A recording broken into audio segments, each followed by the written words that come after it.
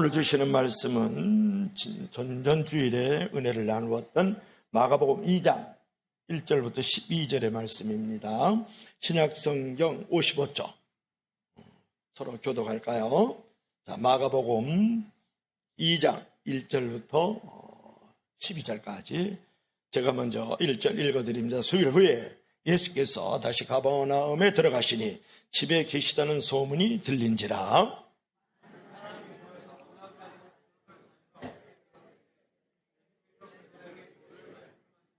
사람들이 한 중풍병자를 네 사람에게 메워 가지고 예수께로 올세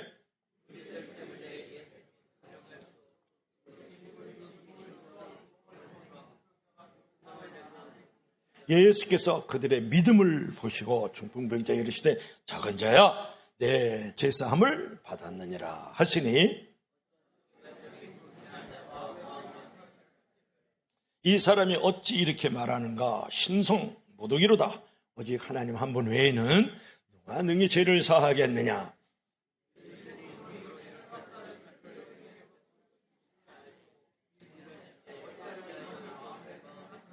중풍병자에게 내 제사함을 받았느니라 하는 말과 일어나 내 상을 가지고 걸어가라 하는 말 중에서 어느 것이 쉽겠느냐.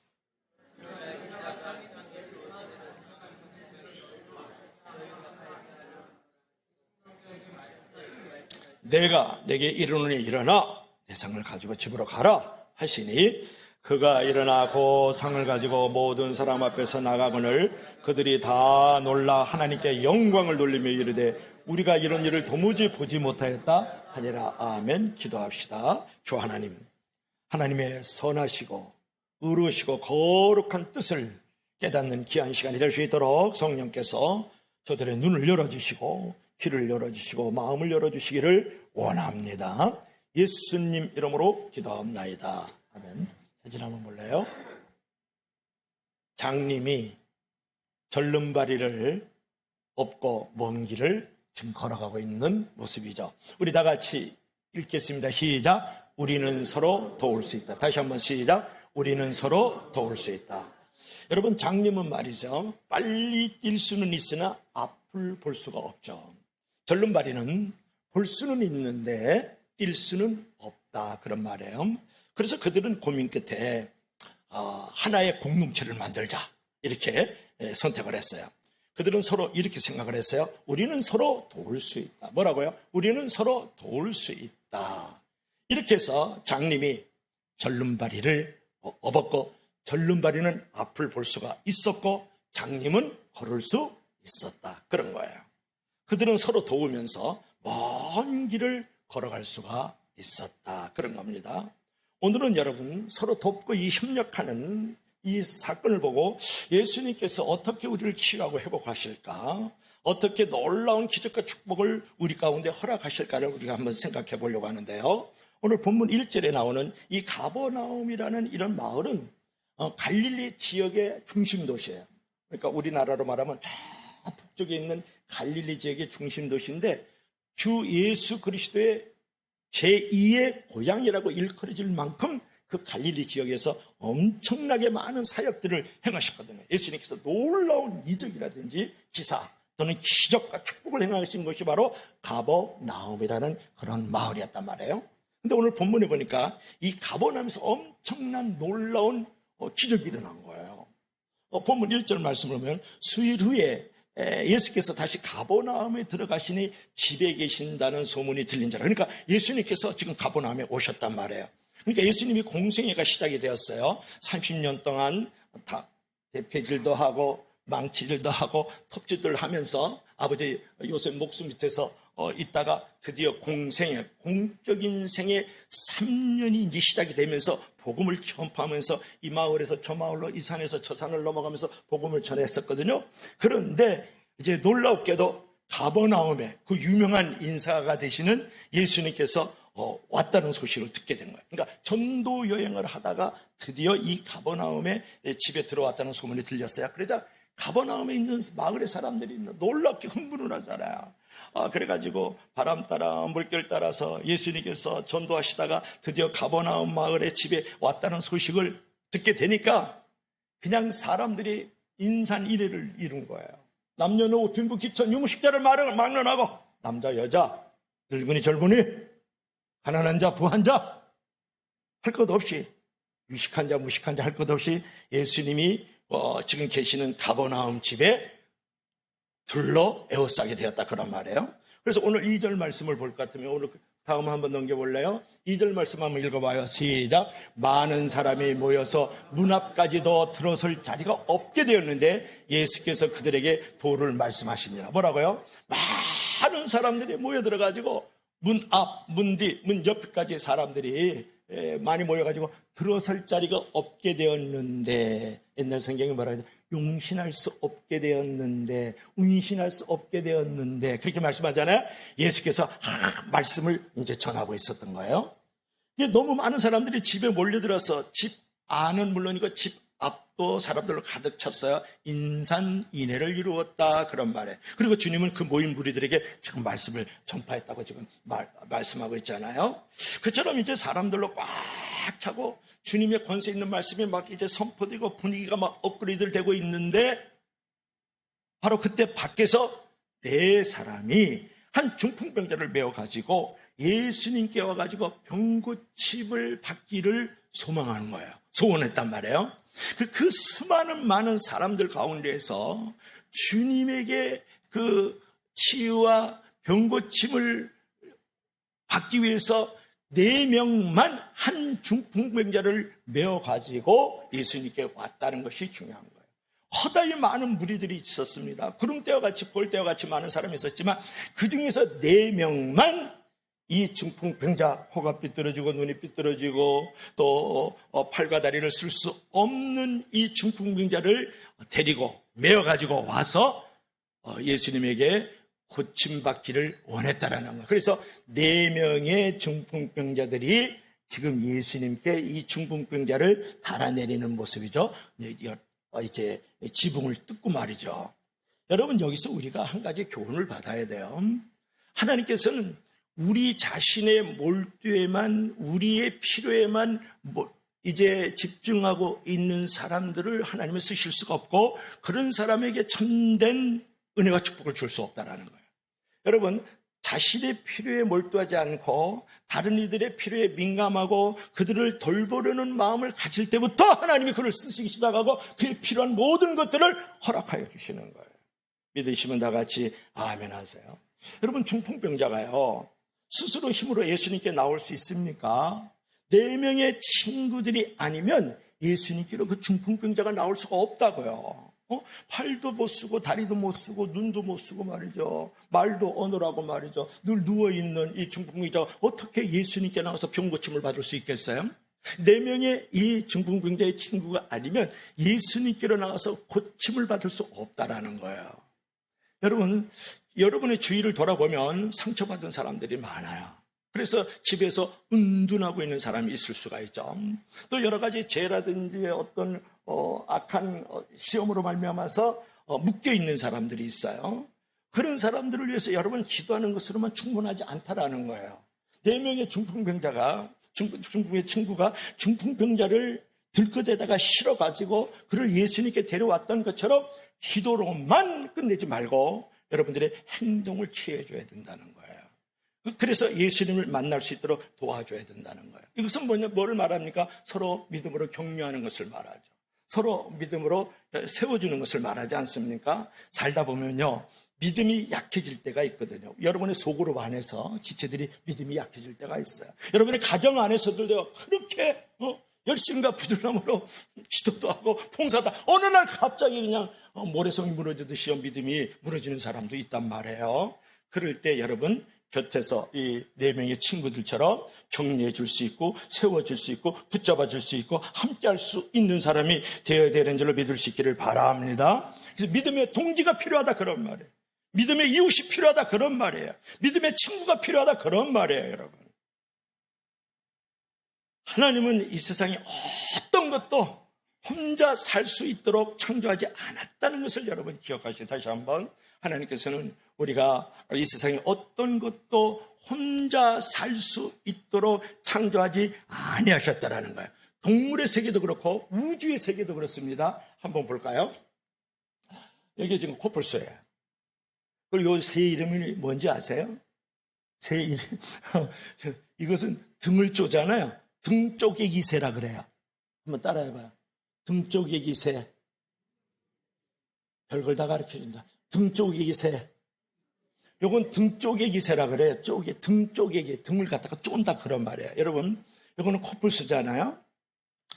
여러분, 동물의 공생세계는 인간의 삶에게도 많은 교훈을 주거든요. 동물들도요, 더불어 살아가요. 혼자 살지 않는다는 거예요. 여러분, 코뿔소라 그러면 막 저돌적이잖아요. 적을 향해서 막 전진하잖아요. 어떤 추진력, 그리고 맷집이 얼마나 센지 몰라. 근데 이 코뿔소가 약점이 하나 있어요. 바로 앞에 있는 이제 물체도 확인이 잘 안 되는 그 시력이 매우 약한 거예요. 외모에 비해서 너무 시력이 약한 거예요. 이런 코뿔소를 도와주는 이 작은 새들이 있는데 등 쪼개기 새라 그래서 이 코뿔소 등 위에 이 등 쪼개기 새들이 이 새들이 많이 살아요. 왜 사냐 그러면 그 코뿔소 등에 그 갑옷에 뭐가 있는지 아세요? 진드기들이 많거든요. 그걸 먹는다고 이 등 쪼개기 새 뭐라고요? 그 등 쪼개기 새가 그 진드기를 막 이제 거기서 이제 식사를 해요. 그래서 같이 살아요. 코뿔소랑 사는데 그러면 이 등 쪼개기 새가 그냥 진드기만 먹고 식사만 하고 마칠까? 절대 그렇지 않다라는 거예요. 어떤 위험한 일이 코뿔소 앞에 닥치면요 즉시로 위험 경보를 알려주는 거예요. 누가? 등 쪼개기 새가 말이죠. 그냥 밥상 차려 먹지 않는다는 거예요. 밥값한다 그런 말은 아니에요. 그래서 약한 코뿔소를 도와준다는 거예요. 여러분, 동물도요 서로 간에 공생관계 속에서 살아가듯이 말이죠. 우리들도 많은 사람에게 도움을 주고 도움을 받으면서 자연스럽게 공생관계로 살아가야 그것이 인간다워요. 그러니까 여러분의 소그룹 안에서 말이에요. 여러분의 공동체 안에서 여러분의 가정도 다 마찬가지예요. 서로 도와주고 서로 도움을 입고 살아갈 때 인간이 인간다워지고 아름다움이 아름다움 줄 수 있는 거 아니에요. 그래서 헨리 포드가 그런 말을 했어요. 같이 모이는 것은 시작을 의미한다. 같이 협력하는 것은 성공을 만들어간다. 그런 얘기가 있어요. 있네. 우리 다 같이 시작. 같이 모이는 것은 시작을 의미한다. 같이 협력해서 일하는 것은 성공을 의미한다. 그런데 이제 이 옆에 있는 거는 뭘 말하냐면 제가 동물의 세계만 공생하는 게 아니고 여러분 우주의 세계도 혼자 존재하지도록 만들지 않았다라는 거예요. 우주 세계에도 공생하는 거 아세요? 이거 태양입니다. 이건 뭐죠? 푸른 별 지구예요. 그렇죠? 이 태양과 여기는 거리가 몇 센치예요? 30cm? 가 아니고 1억 5천만 킬로미터가 돼요. 뭐라고요? 1억 5천만 킬로. 빛의 속도로 8분 30초 가야 돼요. 비행기 1000km 비행기로는 몇 년 가야 되는지 아세요? 20년을 가야 되는 거리예요. 여러분이 걸어가면 몇 년 걸릴까요?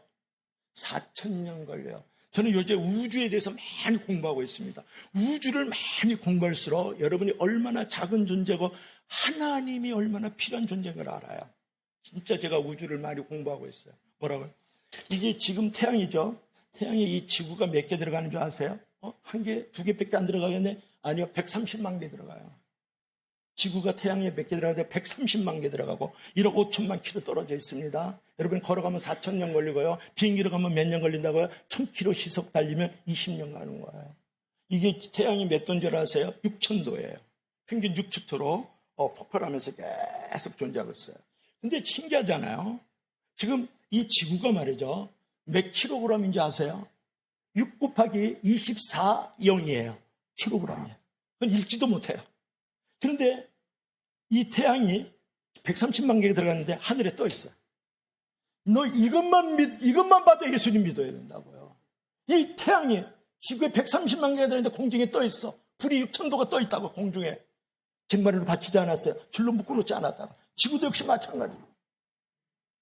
중요한 거는 지구가 태양에 조금만 가까우면 우리 다 죽는 거예요. 지구가 조금만 멀어지면 우리 다 얼어 죽어요. 얼어 죽는다고요. 이게 얼마나 놀라운 일이냐고요.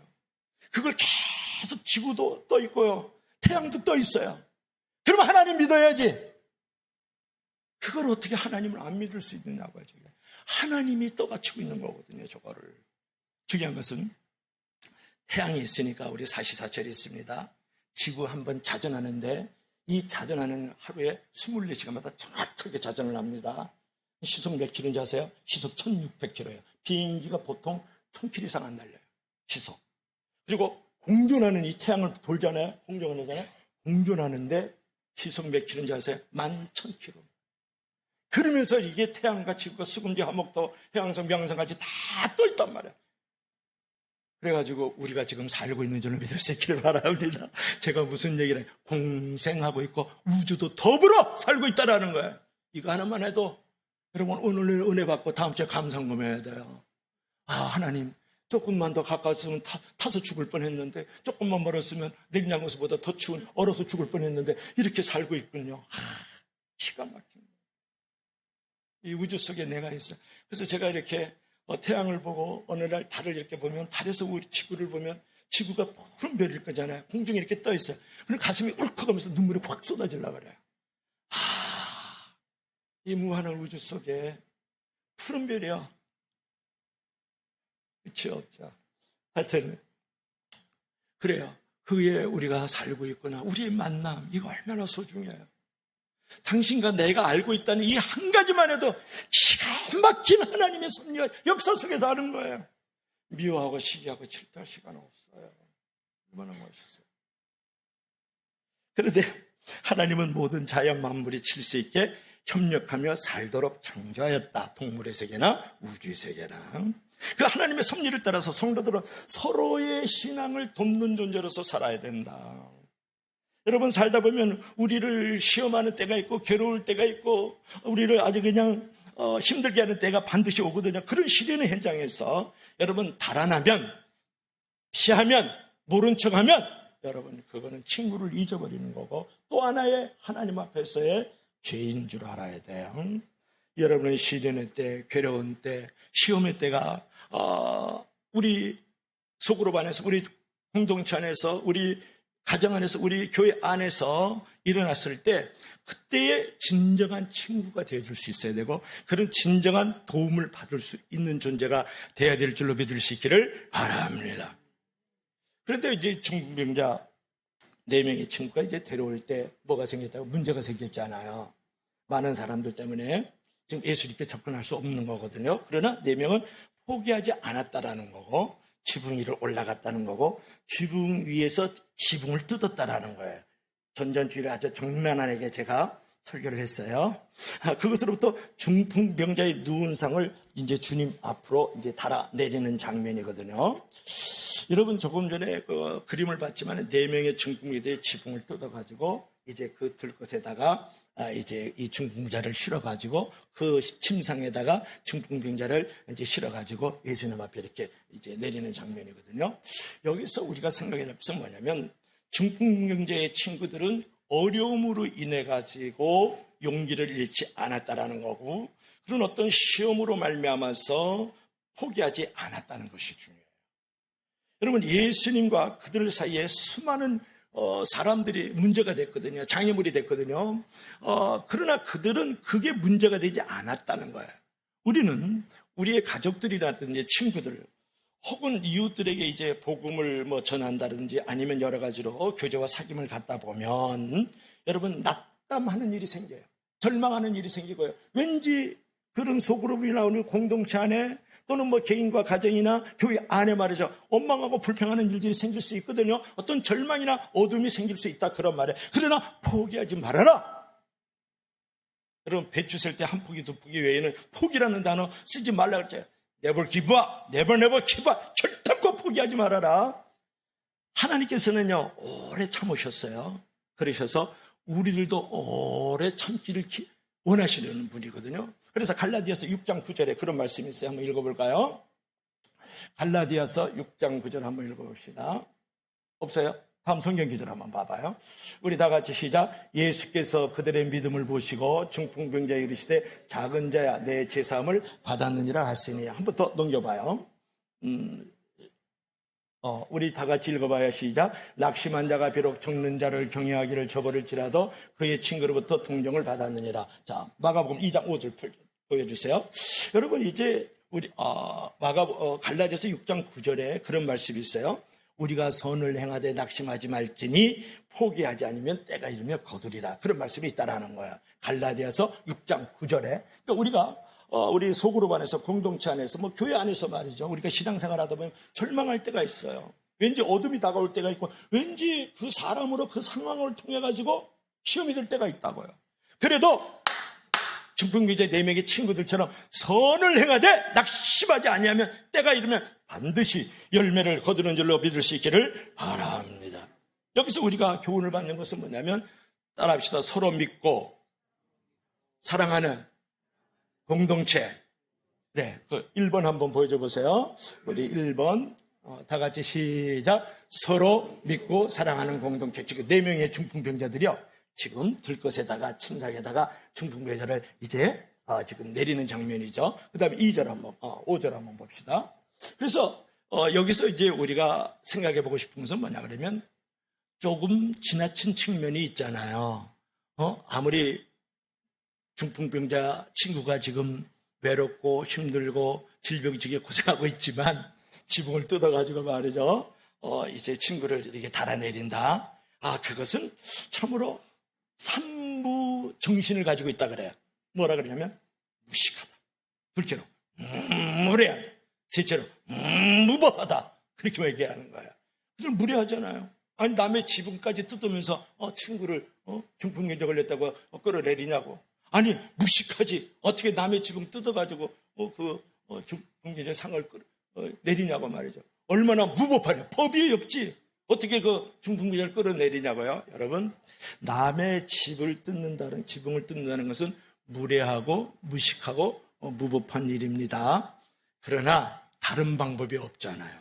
지난번에도 얘기했어요. 생명보다 귀한 것은 없다. 따라하세요. 생명보다 귀한 것은 없다. 그래서 이제 그 4명의 중풍병자 친구들이 말이죠. 포기하지 않고 지붕을 뜯는 4사람을 이렇게 이제 보시고 주님께서 그들을 탓하셨을까? 원망했을까? 그렇지 않았다라는 거예요. 4사람의 그 믿음을 보고 우리 주님께서 대단하게 보셨다는 것이 중요해요. 뭐라 그랬어요? 예수께서 보셨어요. 중풍병자를 달아내리는 그 4명의 친구들을 보셨다고요. 어떻게 보셨다고요? 무례하다, 무식하다, 무법천지르구나 너네들. 그러지 않았다고요. 뭐라 그랬어요? 그들의 믿음을 보시고. 이게 중요해요. 여러분, 생명을 위해서는 때로는 무례할 수 있어야 돼요. 생명을 건지는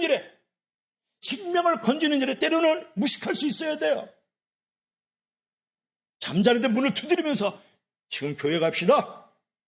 무례하잖아요. 무식하잖아요. 그리고 무법하잖아요.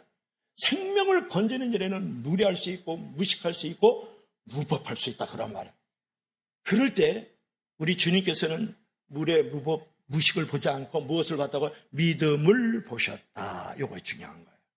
여러분, 포기하지 않고 지붕을 뜯어내리고 저 침상을 내렸던 4명의 친구들의 믿음을 보셨다라는 거예요. 여기서 여러분 우리가 교훈을 받아야 되지 않겠어요?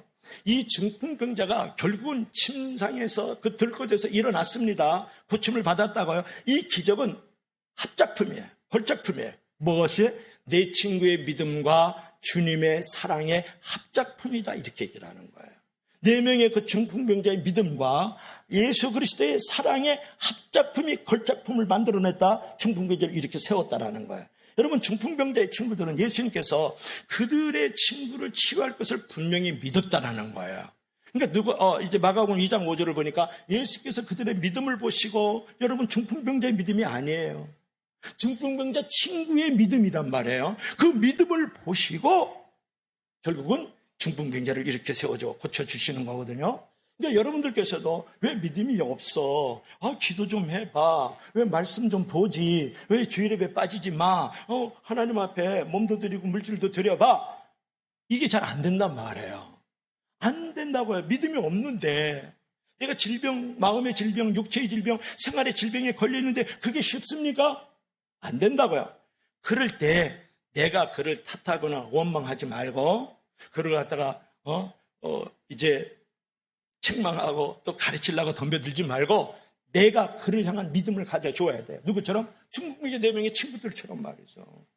내가 그를 위해서 간절히 마음의 질병이 걸려 있고요, 육체의 질병이 걸려 있고 생활의 질병이 걸려 있는 내 이웃이 있잖아요. 내 소그룹의 지체들이 있잖아요. 내 가정의 어떤 식구들이 있잖아요. 그들을 책망하지 마세요.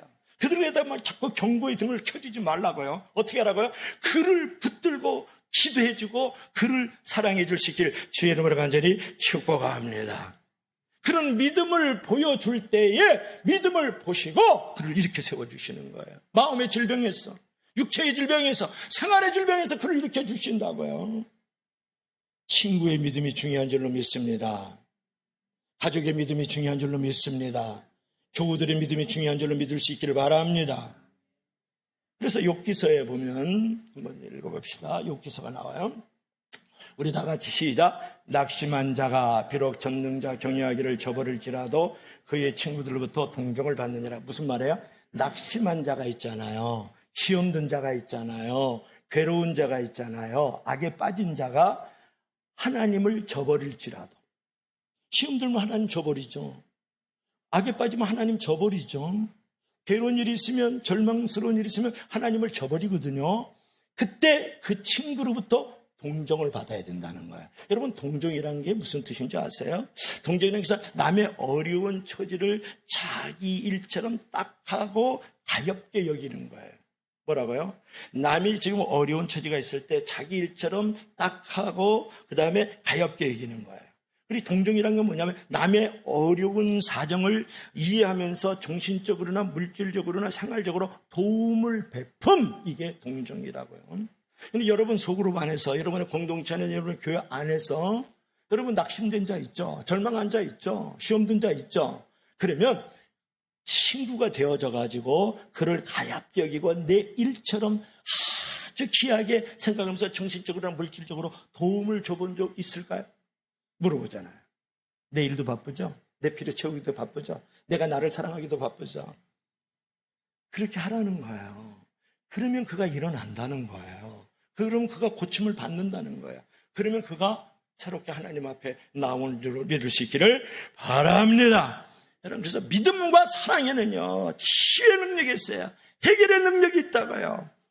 믿음과 사랑은 결국은 위대한 하나님의 걸작품과 합작품을 만들어가는 줄로 믿을 수 있기를 바랍니다. 그 다음에 마지막, 두 번째로 마지막으로 한번 봅시다. 시작. 서로 용서하고 인정하는 공동체. 이것도 이제 그림이 이제 다른 각도로 그린 거예요. 4명의 친구들이 중풍병자를 들것에 실어서, 그 다음에 침낭에 실어서 지금 예수님이 계신 그 집 방 안으로 지금 내리고 있는 모습이죠. 예수님이 아주 인자하게 생기셨네요. 여러분, 본문에서 이제 한번 읽어봐요. 그 다음에 성경 기절 한번 읽어봅시다. 시작. 그러나 인자가 땅에서 죄를 사하는 권세가 있는 줄을 너희로 알게 하려 하노라 하시고 중풍병자에게 말씀하시되 11절 시작. 내가 내게 이르노니 일어나 내 상을 가지고 집으로 가라 하시니. 아멘. 이제 오늘 이제 말씀을 봤습니다. 10절 한번 볼까요? 이제 네 사람이 이제 그 중풍병자를 이제 달아서 이제 예수님 계시는 그 방으로 달아내리니까 그때 그 5절에서는 뭐라고 말씀하냐면 그들의 믿음을 보시고 작은 자여 내 제사함을 받았느니라 그랬어요. 뭐라고요? 작은 자여 내가 제사함을 받았느니라. 5절에서요. 2장 5절에서. 그때 그 방 안에 있는 사람들이 말이죠. 잔뜩 지금 뭐 어떤 상황이냐 그러면 4명의 중풍병자들이 지금 이 들것을, 이 침상을 또는 그런 말을 이불 이런 말도 합니다. 그래서 이제 달아내리니까 잔뜩 방 안에 있는 사람이 지금 긴장을 하고 있는 거예요. 과연 어떻게 멋지게 아주 그냥 럭셔리하게 이 중풍병자를 이렇게 세울 것인가, 우리를 얼마나 예수님께서 깜짝 놀라게 할 것인가에 대해서 그 기적에 대해서 기대를 잔뜩 하고 있었는데 뭐라면 작은 자요 내 제사함을 받았느니라 그러는 거예요. 그러니까 그 방 안에 있던 사람들이 실망을 했을까요? 희망을 가졌을까요? 실망을 하게 되는 거죠. 겨우 제사함이야? 아니 소경이 눈을 뜨고 말이지, 앉은 병이가 일어서고 말이지, 죽은 자가 살아나게 하시는 예수님께서 말이지 환상적인 기적을 일으키지 않고 작은 자요 제사함을 받았느니라. 아니 이런 말씀으로 우리를 저 의기에 실망을 시키다니 이렇게 생각하는 거예요. 여러분, 사람들은 제사함이 얼마나 놀라운 기적이고 은총인지를 잘 깨닫지 못하기 때문에 그 말을 하고 있다는 것을 여러분이 알아야 돼요. 아무리 이 땅에서 성공을 해도요, 이 죄의 근본적인 문제를 해결하지 않으면 결국은 인생이 실패 인생으로 끝난단 말이에요. 여러분, 내가 아무리 세상 속에서 돈도 벌고 몸도 건강하고 큰 집에서 살아요. 좋은 차도 몰고 다녀요. 그런데 내가 죄의 문제를 해결하지 않았다 그러면 마음이 병들어 있고 결국 몸도 병들고요. 생활도 병들고 그래서 병든 인생이고 불행한 인생이고 저주받는 인생이고 결국은 형벌받는 인생이 된다고요. 죄의 문제를 해결하지 않으면 그런 거예요, 여러분. 본문에서 주님께서 왜 중풍병자에게 많은 말, 일어나라! 막 이렇게 얘기할 수 있잖아요. 근데 그렇게 하지 않고 제사함을 받았다는 말씀을 하셨을까요? 그랬을 때 사람들에게 모든 문제는 죄의 뿌리로 말미암아서 만들어지고 있다는 것을 알아야 돼요. 인간에게 일어나는 모든 불행과 저주의 근본적인 문제는 뭔지 아세요? 죄 때문에 그러는 거예요. 요즘에 보니까 허재라는 농구 선수가 있는데요. 우리나라에서 아주 스타 중에 스타입니다. 근데 그 아들이 허웅이라고 있어요. 아들이 둘이 있는데 하나 허웅인데 이 친구가 말이죠. 여자를 사귀었어요. 그리고 여자를 성폭행도 하고 말이죠. 호텔에 데려가서 구타를 해가지고 이빨도 부러뜨리기도 하고 또 그 여자는 그러니까 또 돈 좀 달라 그러고 막 이런 걸로 시끄러워요. 막 그런 거 신문에 뉴스에 안 났으면 좋겠어요. 그게 다 본받는 거거든요. 내가 지금 알잖아요. 지금 무슨 얘기를 해요? 허재 아버지가 얼마나 돈을 많이 벌었어요, 그죠? 그 다음에 농구 스타일이가 말이죠. 자기도 농구를 잘하더라고, 그놈도 허웅이란 놈이. 그리고 운동을 돈 얼마나 벌었겠어요. 장가도 안 간 놈이 호텔에 들락나고 술집이나 들락나면서 그 여자 새겨가지고 임신 중절 2번이나 하고 말이죠. 이빨이나 깨뜨리고 말이죠. 또 하니까 돈 달라고 그러고 막 이런 일이 있더라고요. 여러분 어떠세요? 돈 많으면 행복하죠? 큰 집에 살면 내가 의미가 있다고 생각하세요? 그렇지 않다는 거예요, 여러분. 돈 많으면요, 여러분 힘들어져요. 돈 많으면요, 타락하기가 쉽지 경건하게 살기 어려워요. 그런 얘기하기 시간 많이 가잖아요. 그러니까 여러분들께서 무슨 얘기를 하냐, 여러분, 불행의 모든 원인은 돈입니다. 돈의 문제고, 돈이 있어도 죄의 문제를 해결하지 않는 돈, 죄의 문제를 해결하지 않는 명예, 죄의 문제를 해결하지 않는 건강, 다 그걸 나를 불행으로 만들어가는 거예요. 마음도 병들고요, 몸도 병들어, 생활도 병들어, 못 쓰는 인간 만들어버려요. 무슨 얘기하는 거예요? 예수께서 이 작은 자여 죄 사함을 받았느니라 그런 말씀을 하잖아요. 죄 문제를 해결해 주는 거예요. 그럼 마음도 고치고 몸도 고치고 생활도 고쳐지는 거죠. 여러분, 손흥민이 아버지가요 손웅정이에요. 근데 그분도 여기서 아주 시끄럽죠. 그런 거 좀 뉴스나 신문에 안 나왔으면 좋겠어요. 그런 건 뭐하러 나요? 정치인들은 맨 끝면으로 보내야 돼. 그런데 이제 그 손흥정이 여러분 옛날 같으면 우리는 우도 터지면서 기술을 배워도 몽키스피레로 머리 그냥 맞아가지고 피 흘리면서 배웠거든요. 요즘은 야 XS야 저 SS야 막 그런 걸로 해가지고 좀 꼴범 하나 때리고 조인트 한번 때리고 말이지. 그거 막대기로 하나 때렸다고 난리가 나는 거잖아요. 돈 달라고 그러잖아요. 변호사 보고 5억 받아내면 1억 줄게 막 이런 소리 나고 있고요. 그 피해자 부부가요. 여러분, 이게 모든 게 다 죄의 뿌리가 있는 거예요. 죄. 죄의 뿌리. 그래서 그냥 그 손흥민이도 얼굴 그냥 뜨뜻하고 그냥 그 아버지도 더 얼굴 뜨뜻하고 아주 괜찮은 아버지라고 소문이 났었는데 이런 일 저런 일이 다 뭐냐? 제가 무슨 얘기를 하냐 그러면 죄가 해결이 안 되면 마음도 병들고 몸도 병들고 생활도 병들어서 결국은 불행과 저주와 형벌이 당한다는 거예요. 그러니까 지금 명예, 돈 많으면 뭐 할 거야? 끝장난 거잖아요. 허재 아들 허웅이 끝나는 거지 뭐. 손흥민의 아버지 손흥정이도 끝난 거야. 명예가 더러워지면 다 끝난 거예요. 여러분 무슨 얘기를 지금 하고 있었어요? 여러분 예수님께서 중풍병자 보고 제사함을 받았다 주님이 말씀하자 그때 그 서기관들이 하나님 한 분에는 어떻게 죄를 사하겠느냐 막 이렇게 덤벼들었거든요. 이 서기관은 뭔지 아세요? 필사하는 건 성경 필사하는 사람들이에요. 성경 쓰다가 하나님 나무 가서 손치죠. 그리고 목욕제기하고 다시 하나님 나오고 또 다시 손 닦고 목욕제기 하고, 그게 아주 전통적인 그 바리새인 출신들이거든요. 그러면서 성경을 가르치기도 하고 연구하기도 하고 그런 율법학자예요. 그런 친구가 하는 말이 보세요. 하나님 외에는 누가 죄를 사하겠느냐? 예수님이 하나님인데, 하나님이 또 아들인데 제사하는 권세가 왜 없어요? 이제 예수님께서 그 마음을 간파하시고 주님이 제사함의 권세가 있는 것을 그들에게 알게 하시려고 중풍병자에게 다시 말씀하라죠. 11절 한번 봐요. 우리가 11절 다 같이 시작. 내가 내게 이르노니 일어나 내 상을 가지고 집으로 가라, 이렇게 얘기하신 거예요. 그러니까 작은 자요 소자요 내가 제사함을 받았느니라, 그걸 끝내지 않았다는 거예요. 서기관들이 맞아 중얼중얼거리면서 원망하고 막 의심하고 말이죠. 이상한 소리를 하고 있으니까 예수님께서 드디어 한번 보여주시는 거예요. 내가 제사함을 받았느니라 끝나지 않고 일어나 내 상을 가지고 집으로 가라, 그렇게 말씀을 하시는 거예요. 그러니까 이 중풍병자가 들 것을 들고 침상을 들고 그냥 벌떡 일어서 나는 걸었네 뛰었네 찬양했네, 나는 걸었네 뛰었네 찬양했네, 나사렛 예수 이름으로 일어나 걸어라. 박수 한번 쳐요. 또르트는 보면서 박수치고 그냥 밤새면서 보는 신영계 집사님도 있는데 여러분들은 박수도 안 치나 그래.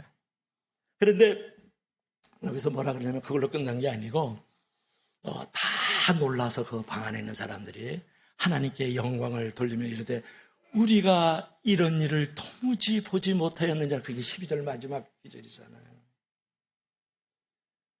거기 있는 사람이 다 놀라 하나님께 영광을 돌며 가로되 우리가 이런 일을 도무지 보지 못하였느니라. 여러분, 믿음과 사랑 그리고 제3이라는 용서의 장이 내 속으로 반해서 내가 속한 공동체 안에서 내 교회 안에서 이루어지면 도무지 보지 못했던 놀라운 일들을 경험하는 줄로 믿을 수 있기를 바랍니다. 믿음과 사랑으로 사세요. 용서와 인정으로 격려로 사세요. 그러면 하나님께 영광을 돌리면서 도무지 세상에서 이런 일을 보지 못했던 크고 놀라운 일들을 경험하는 줄로 믿을 수 있기를 바랍니다. 이것을 마지막으로 가르쳐 주는 거예요. 그러니까 여러분들이 속으로 반해서 여러분의 공동체 안에서 여러분의 가정과 교회 안에서 말이죠, 믿음과 사랑의 공동체를 가질 뿐만 아니라 용서와 인정의 공동체를 가져야 된다는 거예요. 제사함을 해주셨잖아요. 예수님이 제사함을 주셨다는 것은 우리도 제사함을 받았잖아요. 그러면 우리는 100억의 빚을 탕감받았어요. 없다고 취급받았다면 내 옆에 있는 사람은 10만 원, 100만 원의 빚을 나한테 지고 있는 걸 왜 탕감 안 해주세요? 왜 그 빚을 없다고 얘기 안 해주냐, 그런 말이에요. 그런 일 아니죠? 그래서 여러분, 예수님께서 우리를 인자히 여기고 불쌍히 여겼던 것처럼 예수님께서 우리를 사랑하시고 용서해 주었던 것처럼 우리들도 빚진 자로서 마땅히 불쌍히 여기고 용서해야 돼요. 에베소서 4장 23절 한번 읽어봐요. 마지막으로 읽겠습니다. 우리 다 같이 시작. 서로 친절하게 하며 불쌍히 여기며 서로 용서하기를 하나님이 그리스도 안에서 너희를 용서하신 것 같이 하라. 뭐라 그랬어요? 서로 친절하게 하세요. 서로 불쌍히 여겨주세요. 서로 용서하기를 하나님이 예수 그리스도 안에서 나에게 엄청난 용서를 해준 것처럼 100억, 1000억의 빚을 갚아주신 것처럼 너희들도 서로 용서하세요. 이렇게 가르치잖아요. 그러니까 여러분의 속으로 반해서 여러분의 공동체 안에서 말이죠, 여러분의 교회와 가정 안에서 이렇게 서로 친절하게 하고 서로 불쌍히 여기고 서로 용서하면서 그리스도 안에서 내가 용서를 받은 것처럼 100억의 빚을 졌던 것처럼 탕감받은 것처럼 이제는 내 옆에 있는 10만 원, 100만 원짜리 빚을 지고 있는 그 친구, 그 가족을 왜 용서를 못하느냐, 그런 말이에요. 그런 용서가 있을 때 놀라운 일이 벌어지는 줄로 믿을 수 있기를 바랍니다. 그럴 때 여러분 여기서 제사함을 받았느니라로 끝나지 않고 어떤 일이 벌어졌습니까? 거기서 내 상을 들고 일어나라 이렇게 말씀을 하셨잖아요. 결국은 뭐냐면 우리 예수님께서는 우리의 영혼의 필요를 채워주실 뿐만 아니라 내 상을 들고 일어나라 그러잖아. 그래서 들것을 일어났잖아. 우리의 삶의 모든 필요도 채워주시는 줄로 믿을 수 있기를 바랍니다. 그러니까 영적인 쓸 것과 육적인 쓸 것을 하나님이 채워주신다는 거예요. 어떠할 때 서로 용서하고 서로 인정을 베풀어 줄 때, 서로 믿음과 서로 사랑의 관계를 만들어질 때에 우리의 영적인 필요를 채워주시고 육적인 필요도 채워주시는 줄로 믿을 수 있기를 바랍니다. 결론을 맺을까요? 자, 결론 가십시다. 우리 다 같이 읽어봐요. 시작. 중풍병자의 내 친구처럼 서로 믿음과 사랑으로 돌보며 서로 용서와 인정으로 섬기면서 치유와 회복을 만들어가는 공동체가 되자. 이런 거죠. 오늘 지금 4명의 중풍병자 친구들이 이 상을 내리는 그림을 또 보고 있죠. 작은 자야 내 제사함을 받았느니라 이렇게 말씀을 하고 있어요. 자, 오늘 결론을 맺을까요? 여러분, 본문에 나오는 이 중풍병자 이야기가 결국은 저와 여러분들에게 어떤 도전을 주고 있느냐는 것을 우리가 이제 생각을 해야 된다는 거예요.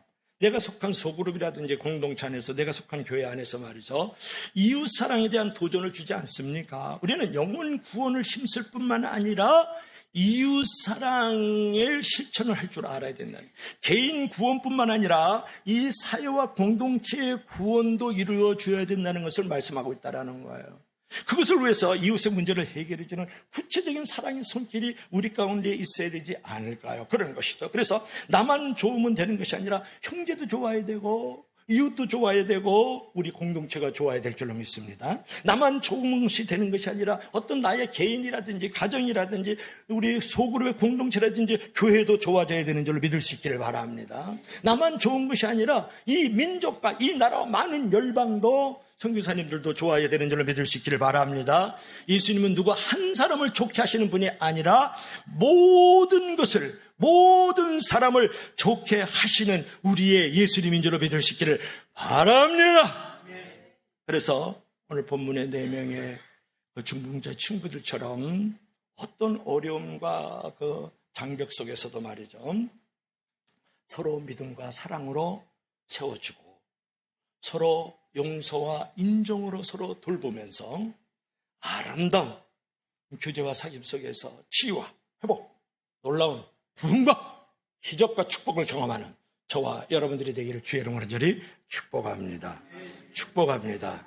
축복합니다.